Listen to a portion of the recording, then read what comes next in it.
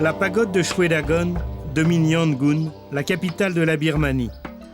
Véritable ville dans la ville, c'est par là que je décide de commencer mon voyage, au petit matin, le lendemain de mon arrivée.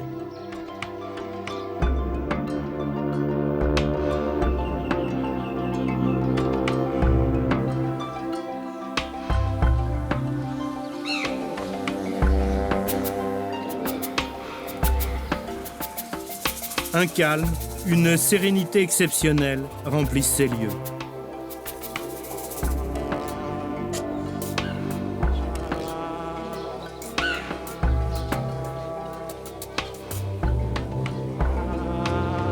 Cette imposante pagode est le symbole d'un pays où le bouddhisme imprègne tous les aspects de la vie quotidienne. Dès le lever du jour, les habitants de Yangon, ou les pèlerins, viennent méditer devant leur Bouddha préféré.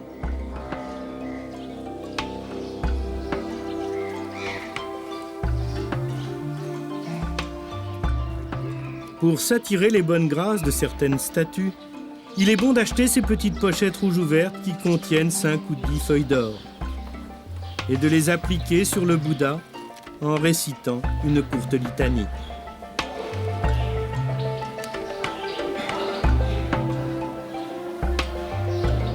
Les Britanniques qui ont colonisé la Birmanie durant plus d'un siècle se plaisaient à dire qu'il y avait plus d'or sur cette pagode de Yangon que dans les coffres de la Banque d'Angleterre.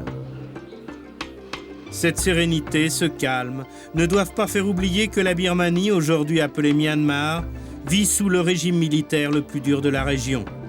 Ouvert au tourisme depuis quelques années, le pays ne tolère pas sur son sol les professionnels de la télévision. Ce film a donc été réalisé en cachette. À Shwedagon, 4 escaliers bordés d'échoppes grimpent au flanc de la colline et permettent d'atteindre la terrasse centrale. L'accès est payant pour les étrangers, 5 $, et il est impératif de se déchausser, comme dans tous les lieux saints de Birmanie. Les guides, à l'affût des étrangers, n'ont pas manqué de me repérer. We can call it tree of knowledge. Original Bodhi tree is planted in Bodh Gaya and Nepal and India. This is the branch of the original Bodhi tree. Yes. My people went to Nepal on pilgrimage. In their return, they took the branch of original Bodhi tree to here and planted here in 1926. Was used by Lord Buddha to practice meditation.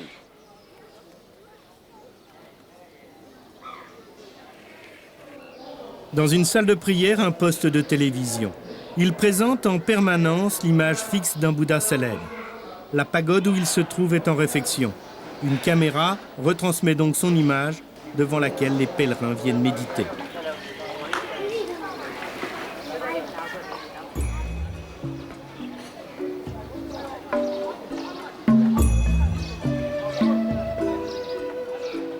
Ce stupa de 70 mètres de haut à base octogonale, couvert d'or, est en fait une énorme pyramide de briques qui domine tout Yangon.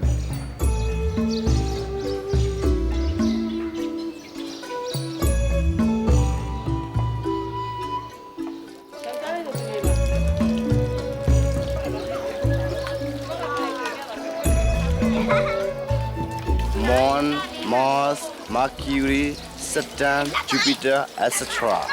We set up 8 planetary posts around the pagoda. Each planetary post has animal figures, depending on the days of the week. Now, we are Tuesday. If you are born on Tuesday, you come here and pour water on the planetary post. At the time, we find difficulty, we find worry, anxiety, failures in business. We make offering at the planetary post. Un personnage particulièrement vénéré, Bomingang, le Bouddha fumeur qui raffole des cigarettes que lui offrent ses admirateurs. Ici, on vient solliciter réussite et prospérité financière.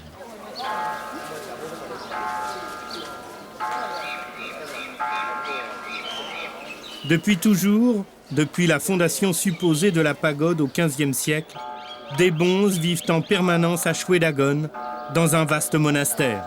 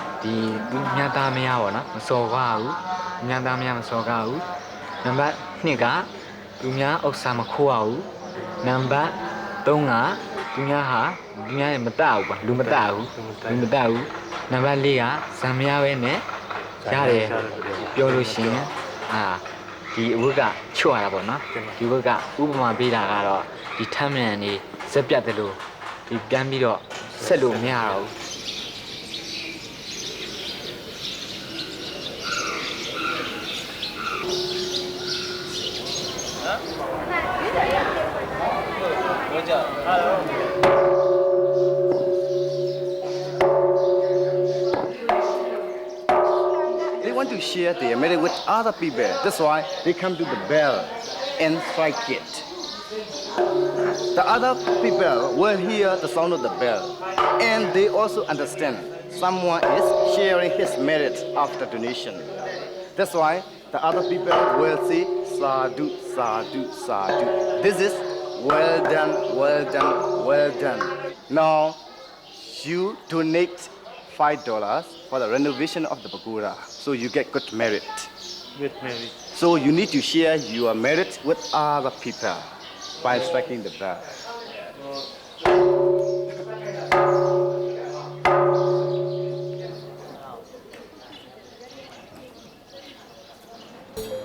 Autour de Shwedagon, Yangon et ses 5 millions d'habitants est une cité cosmopolite où les influences chinoises, hindoues et même britanniques se font sentir.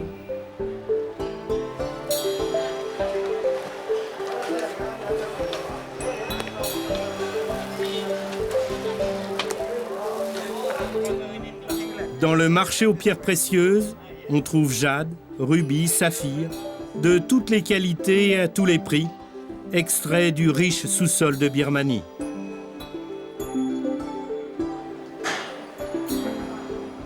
Les femmes se maquillent les joues avec une poudre à base d'écorce pour se protéger du soleil. Grouillant comme tous les marchés d'Asie, celui de Yangon accueille de nombreux petits marchands. Ils viennent chaque matin vendre leurs vermicelles, leurs nems vietnamiens, leurs plats thaïlandais, leurs légumes, leurs épices, aux passants qui arrivent de leur lointaine banlieue pour se rendre au travail.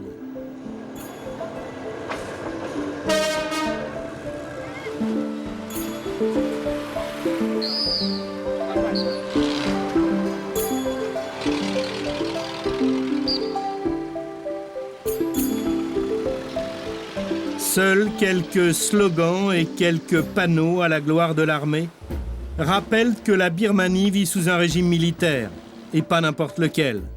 Une dictature qui opprime les minorités, enferme les opposants et maintient en résidence surveillée Aung San Suu Kyi, prix Nobel de la paix.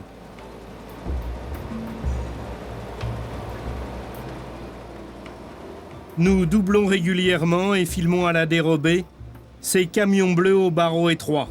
Tous les matins, ils conduisent les travailleurs forcés dans les carrières de pierre ou sur les chantiers routiers qui entourent la ville.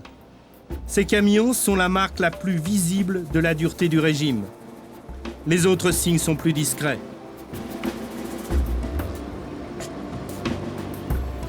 J'apprends par exemple que ces jeunes qui viennent de passer leur baccalauréat ne pourront pas poursuivre d'études supérieures. Les universités sont fermées depuis les émeutes estudiantines de 1996. Le système est simple. L'université est un foyer de contestation. On supprime l'université.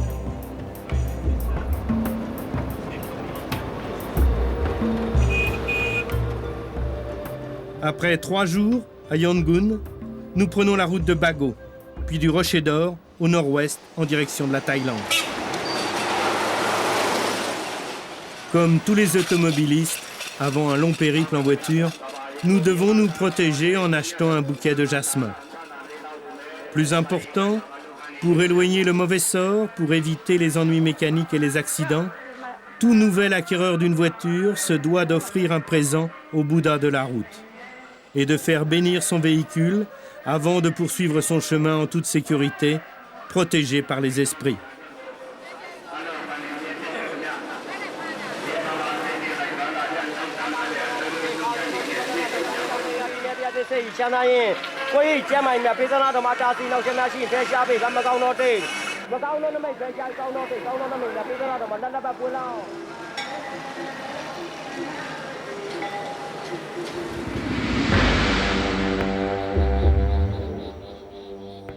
À Bago, cité ancestrale, se trouve le monastère le plus important du pays.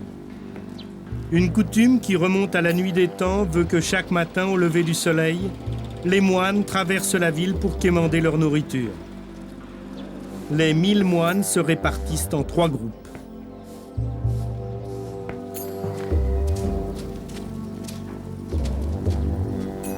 Ainsi, une longue file indienne de 300 bons et novices parcourt les rues de Bago, leurs sébilles en bambou noir dans les bras.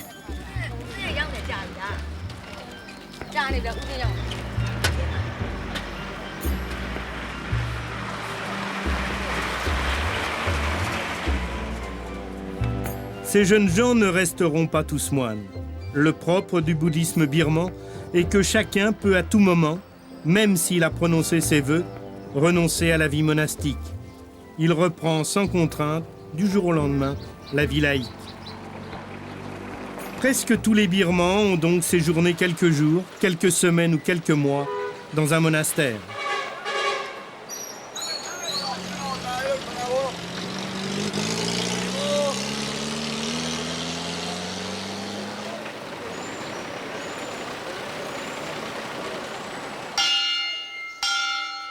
À l'heure du repas, le riz récolté le matin est réchauffé et redistribué à la communauté.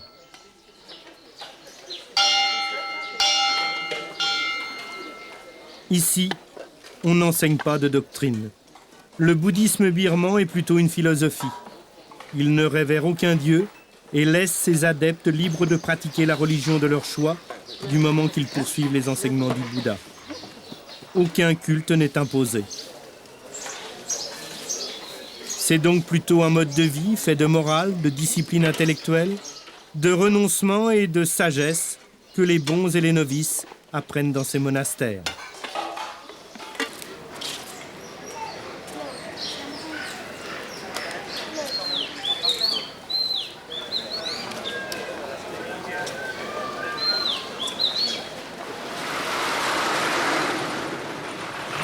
Nous reprenons la route vers le mont Kyakto et le Rocher d'Or. Cette région a longtemps été interdite aux étrangers en raison de l'insécurité qui y régnait.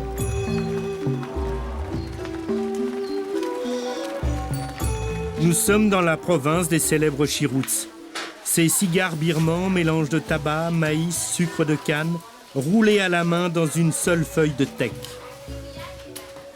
On y adjoint une sorte de filtre en bambou et malheureusement dans certains cas de la sciure de bois qui s'enflamme rapidement et brûle les vêtements. Ce n'est pas la nicotine qui risque d'empoisonner les fumeurs. Ces cigares dessèchent le palais et dégagent une fumée âcre, épaisse, qui sent le bois sec. Les jeunes ouvrières, payées à la pièce, doivent travailler 10 heures par jour pour rouler les 1000 cigares qui leur rapporteront 300 kyats, c'est-à-dire 4 francs, à peine pour vivre une journée.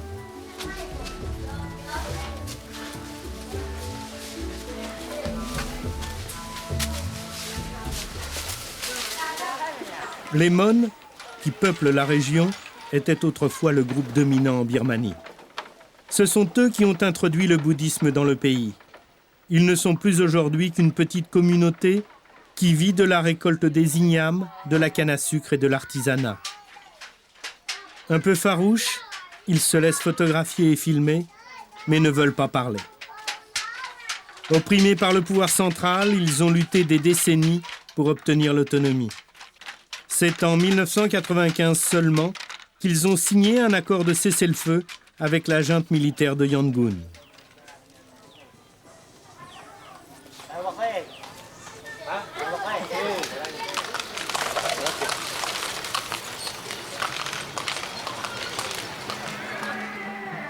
Une longue procession sur le bas-côté de la route.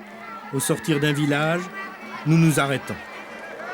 5 jeunes garçons en habits princiers, parés de bijoux, juchés sur des poneys, vont vivre l'événement le plus important dans la vie d'un jeune birman, le Shinpyu.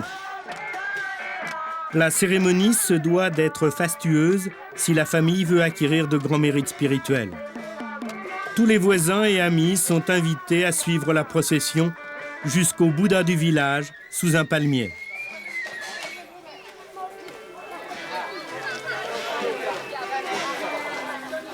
Pour devenir fils de Bouddha, chaque birman entre 9 et 12 ans doit se retirer quelques jours ou quelques semaines dans un monastère. Ce soir, ces 5 garçons quitteront donc leur famille. Leurs parents s'adresseront à eux avec la déférence due à un jeune bonze.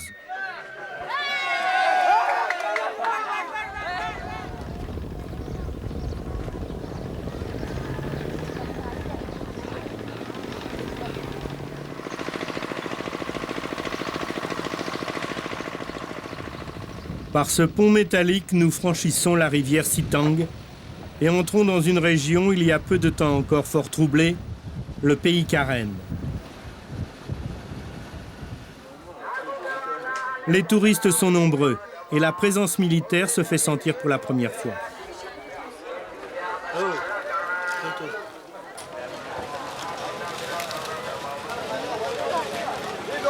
Pour atteindre le Rocher d'Or, la route est si escarpée, les accidents si nombreux, que les véhicules ordinaires sont interdits.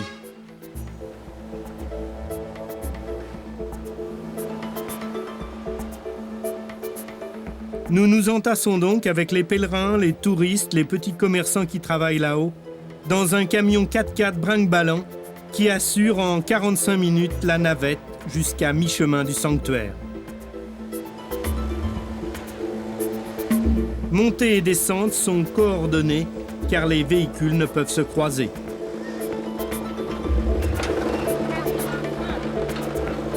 À l'arrivée, marchands de souvenirs, d'articles religieux, buvettes accueillent le voyageur. La présence militaire est cette fois tout à fait claire et ostentatoire. Nous ne sommes plus très loin de la frontière thaïlandaise, du triangle d'or de l'opium, et les régions alentours sont interdites aux étrangers.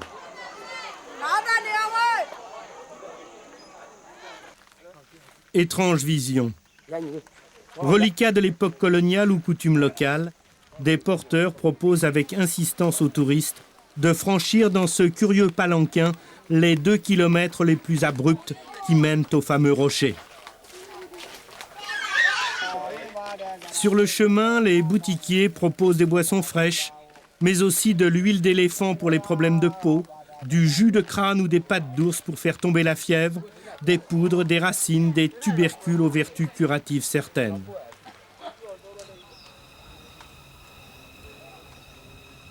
À 1000 mètres d'altitude, au milieu d'une jungle impénétrable, le sanctuaire de Kyak Tiko est le plus fréquenté de Birmanie.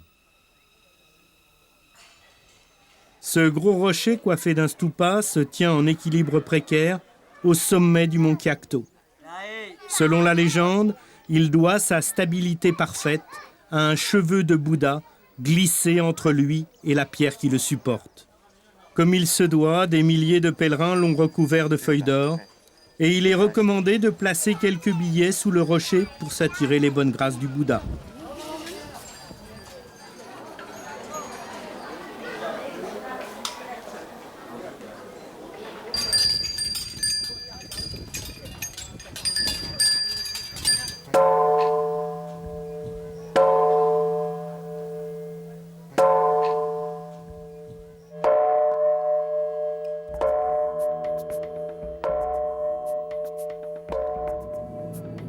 Prochaine étape, 1 heure de vol, Mandalay, au centre de la Birmanie.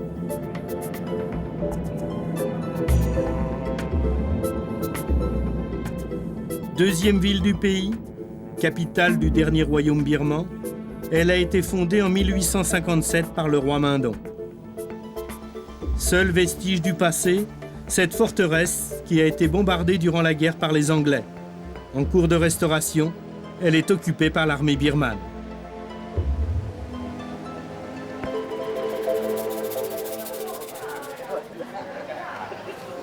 Les pèlerins et les touristes sont attirés ici par 5 statues de bronze volées au XVe siècle dans les temples d'Angkor, au Cambodge.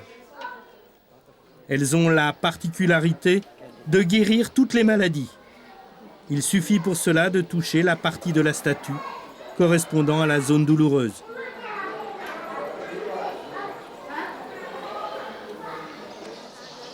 Au passage, les pèlerins rendent hommage au Mahamuni, le grand sage. Selon la légende, le Mahamuni fait partie des 5 représentations de Bouddha fabriquées de son vivant. Les autres sont en Inde ou au paradis. Autour du Mahamuni, c'est le quartier des artisans.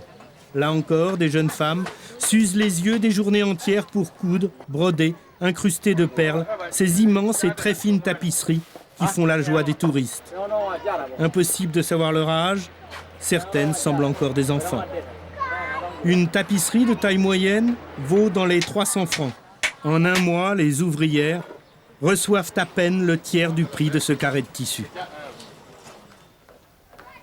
Non loin de Mandalay, ce pont de teck construit en 1780. Il a résisté au temps, aux inondations, aux tremblements de terre, fréquents en Birmanie.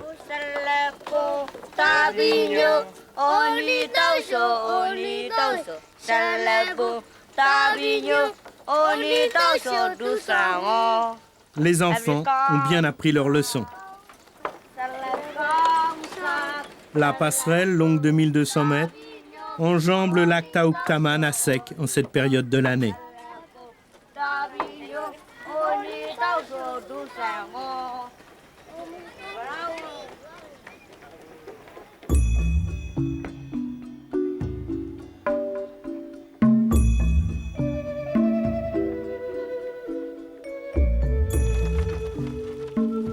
Dans les campagnes, au milieu des pagodes en ruine, le mode de vie des paysans semble immuable. Depuis la nuit des temps, on crible le blé et l'orge avec les mêmes gestes. Seule une antique batteuse marque un soupçon de modernité.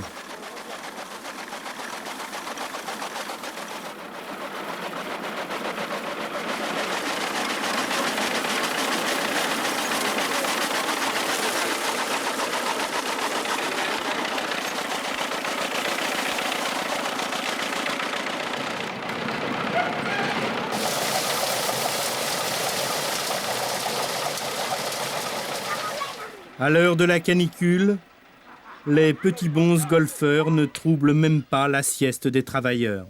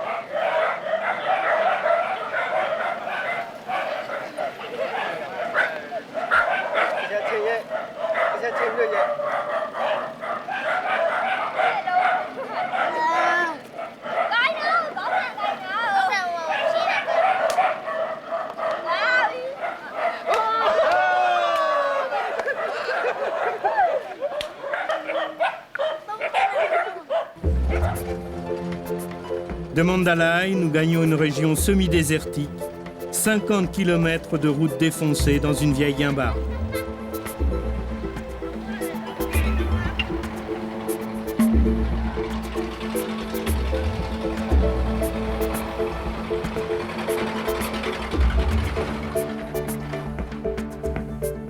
Nous allons à la découverte d'un lieu mythique, interdit aux étrangers pendant 50 ans, ouvert en 1999, Powindang. Le site vaut le déplacement. Étrange lieu. Sous des allures austères, il renferme des trésors. Un chapelet de grottes à flanc de colline.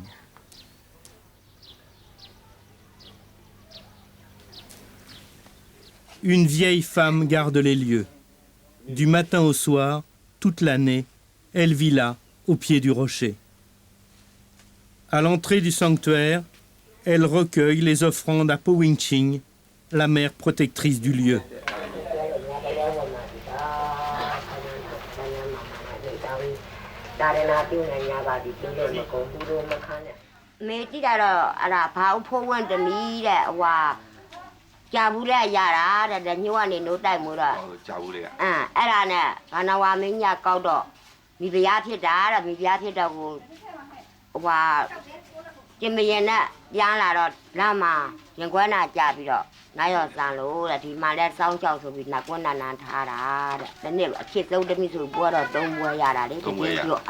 Di ma ho la le ede de a mya yi be la. Nya ji de sa mong ja la. Di me yi ye aswan tat ya ba le shi le belo ku ni le saw ma le saw chao le so. Me ji ya saw chao de le lu le di myauk de ba de da ma thu ma yai na. Lu jwe mwe ni da ba saw chao de. Lu le yau bhe ma di ya ma kha aung le saw chao de. Ti wa aut sa tot ta aung le saw chao de. Thi de ba de pauk aung le saw chao de.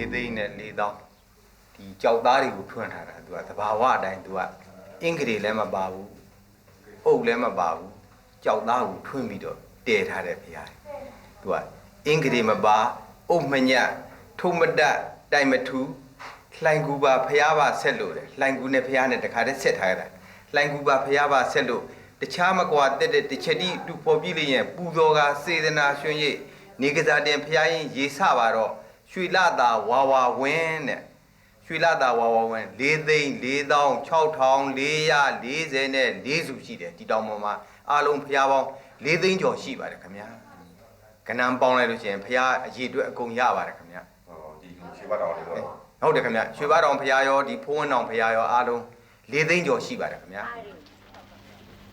Powindang, de l'avis des spécialistes, est le plus riche ensemble de peintures rupestres et de sanctuaires bouddhiques du sud-est asiatique. Un choc.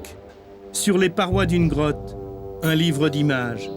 Les scènes majeures de la vie de Bouddha, ses pérégrinations, ses épreuves et sa victoire finale. Comme une bande dessinée, conservée dans un état parfait depuis le XVIe siècle.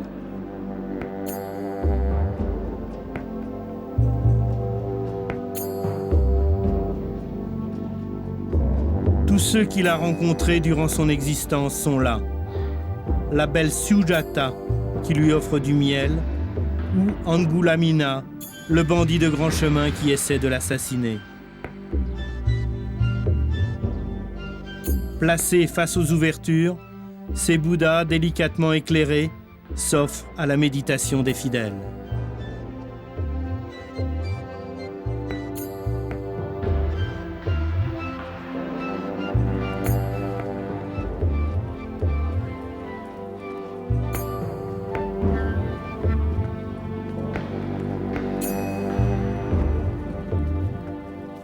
Les dernières grottes de Powindang ont été creusées en 1925. Elles ont moins résisté que les autres à l'usure du temps. Et les découvertes ne sont pas terminées. Notre guide nous fait visiter ce temple ouvert au public juste avant notre arrivée. Il avait été commandé au siècle dernier par un riche commerçant au meilleur artiste du moment.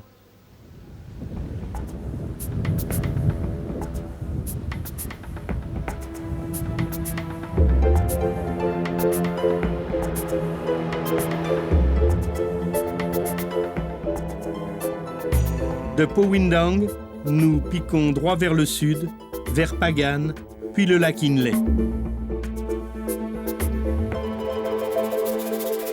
Ici, le carburant ne s'achète qu'à plusieurs kilomètres des villes. Question de sécurité. Ces pompes rudimentaires sont réellement dangereuses. Une forte odeur d'essence emplit l'atmosphère.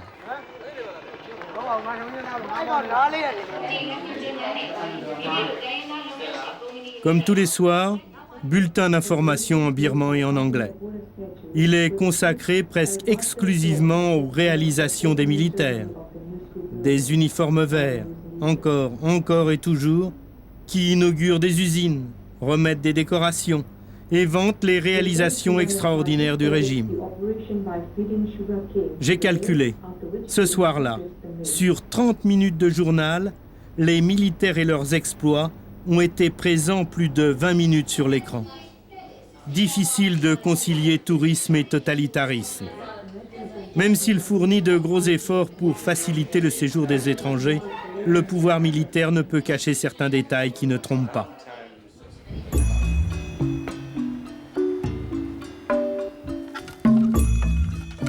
Direction Pagan. Nous traversons des palmeraies. C'est la saison de la récolte du sucre.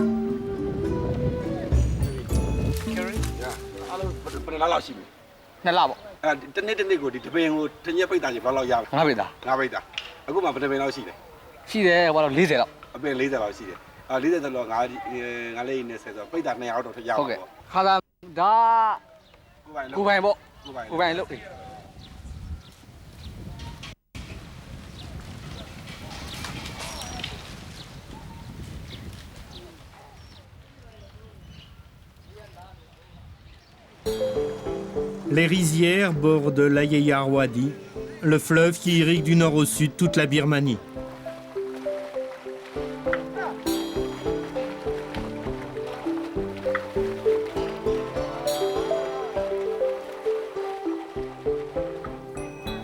Grenier du pays, cette région de riches terres d'alluvions donne 3 récoltes par an.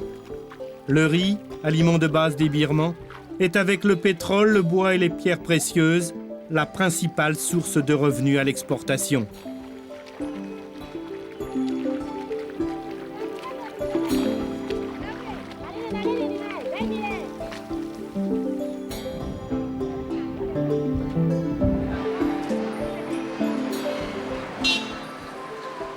Dans les villages burmas, au pied des montagnes, la vie s'écoule paisiblement.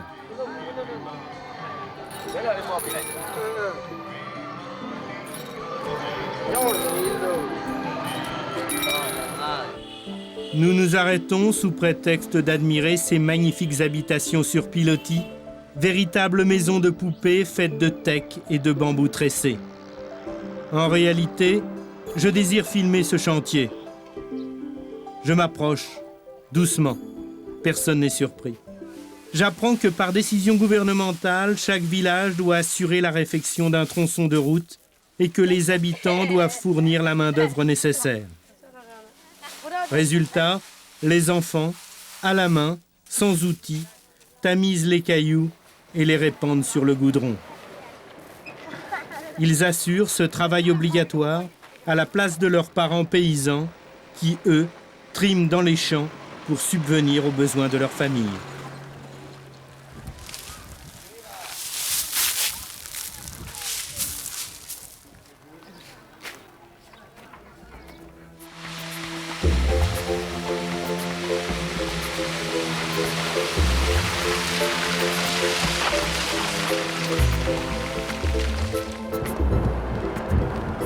Au détour d'un virage, cet immense Bouddha couché qui domine la vallée.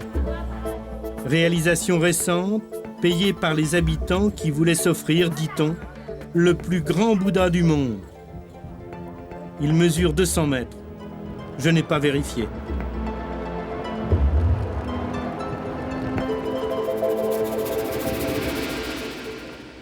Pagan.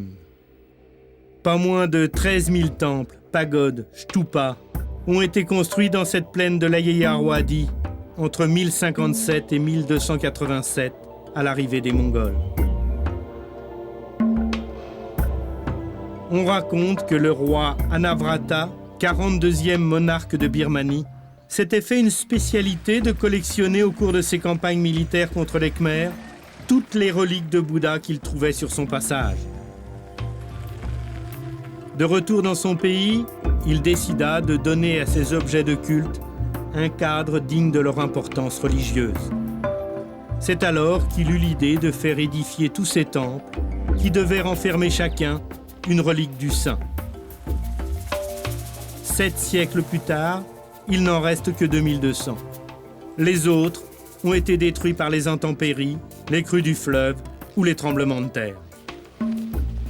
Il n'empêche, si cette plaine de Pagan, hérissée à perte de vue d'édifices ocre, roses et blancs, se trouvait sur l'une des grandes routes touristiques d'Asie, elle serait aussi célèbre dans le monde que les temples d'Angkor, la muraille de Chine ou le Taj Mahal. C'est de ce stupa, le plus élevé de tous, au centre de la plaine, que les touristes viennent assister au spectacle unique du coucher du soleil, dans la douce et enivrante chaleur du soir. Entre les sombres montagnes, les brumes qui émanent du fleuve et les reflets mordorés des pagodes.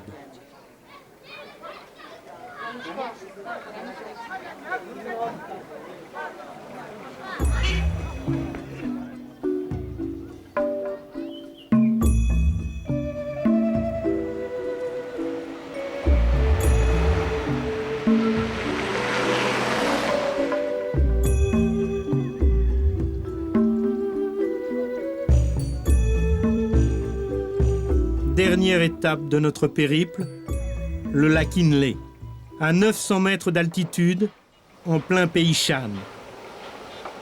La route est longue, défoncée, pénible. Nous arrivons à Yangshui, petite ville de commerçants et de pêcheurs, reliée au lac par un canal.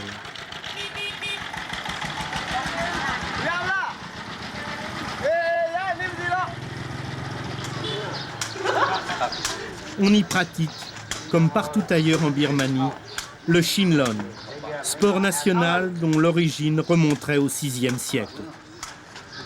Il s'agit de maintenir en l'air le plus longtemps possible une balle en feuille de canne à sucre tressée. Les joueurs ne peuvent utiliser que les pieds et les genoux.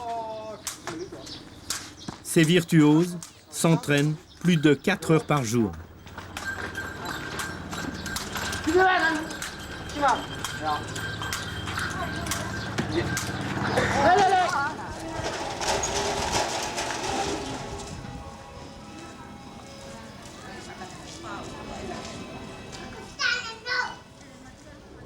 Sous l'œil attentif du bonze, les paroissiens restaurent cette pagode qui en a bien besoin.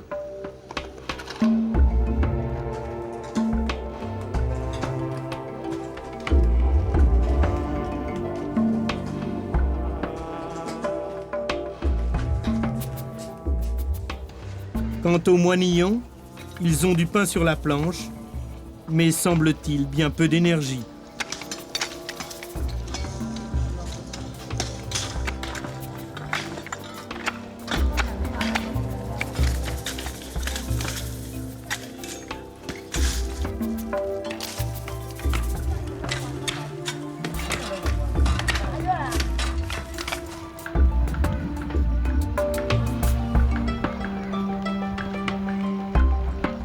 En fin de journée, les paysans rentrent leurs troupeaux, mais ce soir n'est pas comme les autres, car aujourd'hui, c'est la fête des pagodes, une fête typiquement birmane et entre villageois.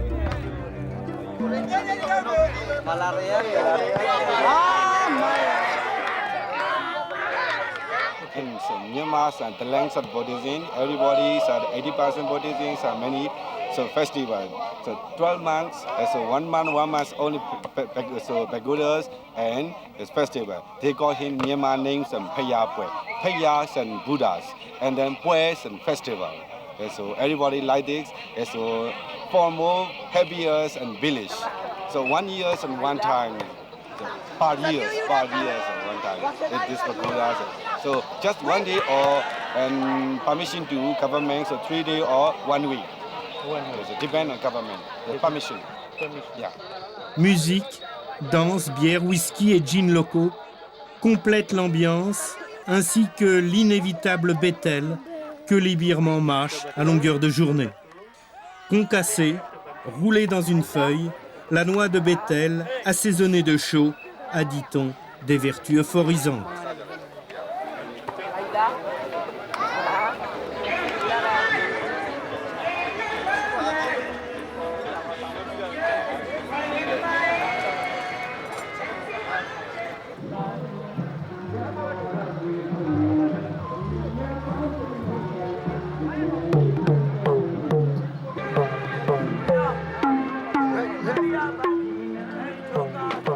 Quant à la pièce de théâtre, son sens n'est pas anodin. On rit en édifiant les masses.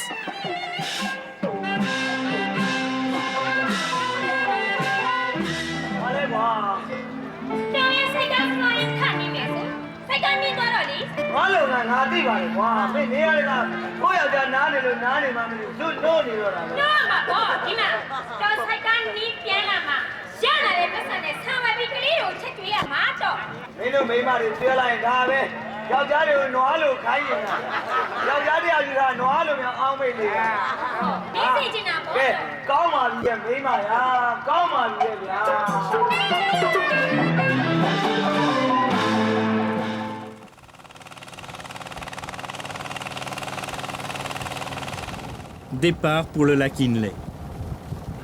Le climat ici est idéal. Jamais trop chaud à cause de l'altitude.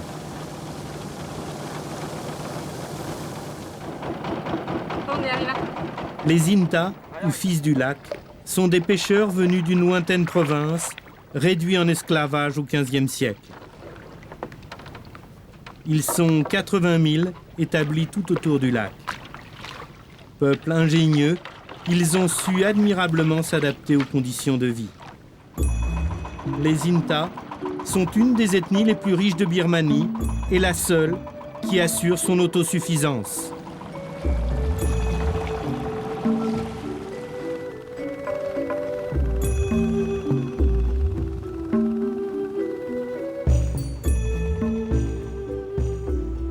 Première halte, sur la rive orientale du lac.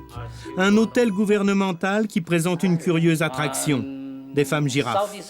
Avec conviction, le patron m'explique tout simplement que pour les touristes, ce serait trop long et pénible d'aller les rencontrer dans leurs lointaines montagnes du pays kayak. Donc le gouvernement en a fait venir quelques spécimens ici pour les montrer aux visiteurs moyennant $5 par personne. Thank you. Yes. Thank you very much. Yes. Thank you.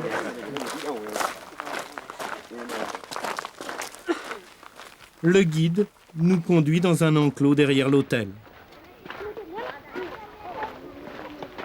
Là, 2 baraques sur pilotis construites pour la circonstance. Reconstitution fidèle des maisons de l'ethnie Kaïn. 4 jeunes femmes sont parquées. Dès qu'elles nous voient, elles se présentent spontanément pour la démonstration, comme des animaux dans un zoo.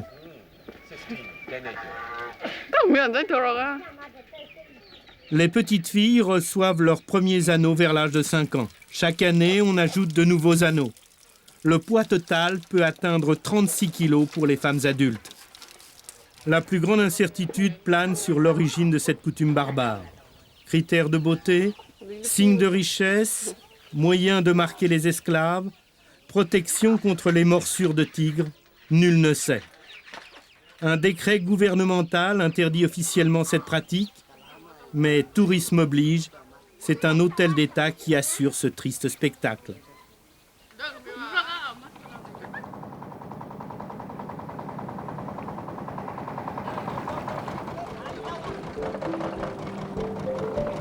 La richesse de l'ethnie Inta tient surtout au jardin flottant qu'ils confectionnent depuis des siècles au milieu du lac, dont la profondeur ne dépasse jamais 2 mètres.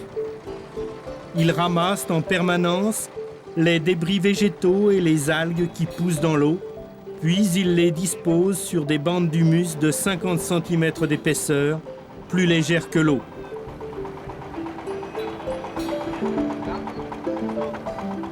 Chaque bande, qui peut atteindre 100 mètres de long sur 2 de large, est ancrée au fond du lac au moyen de longues perches en bambou.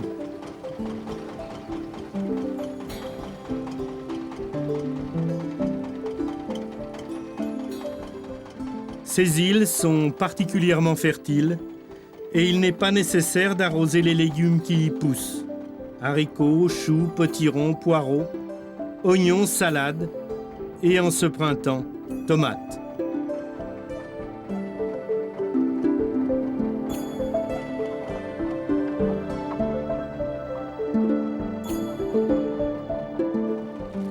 Cette technique pour naviguer est unique au monde.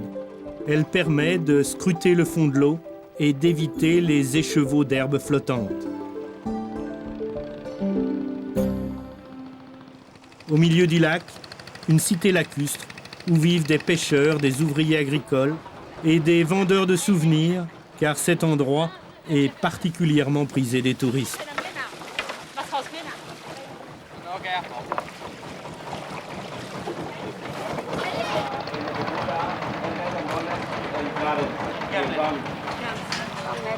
Hello, flower.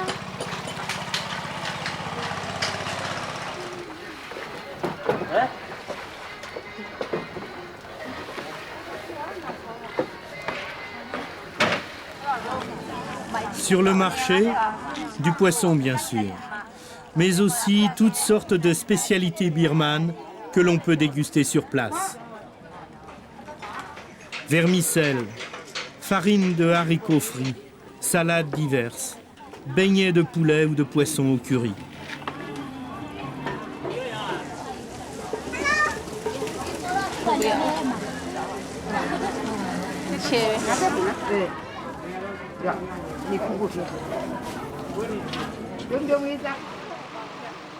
Sur un ponton, des nonnes qui portent le longhi rose et des femmes shan, toutes de noir vêtues, descendues de leur montagne.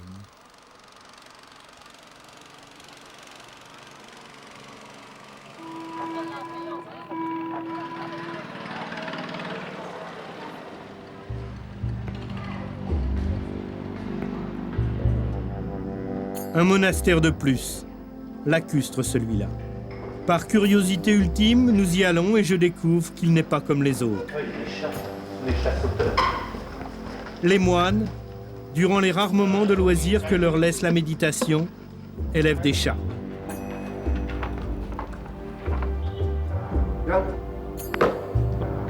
Ils pourraient faire un numéro de cirque avec ces chats sauteurs.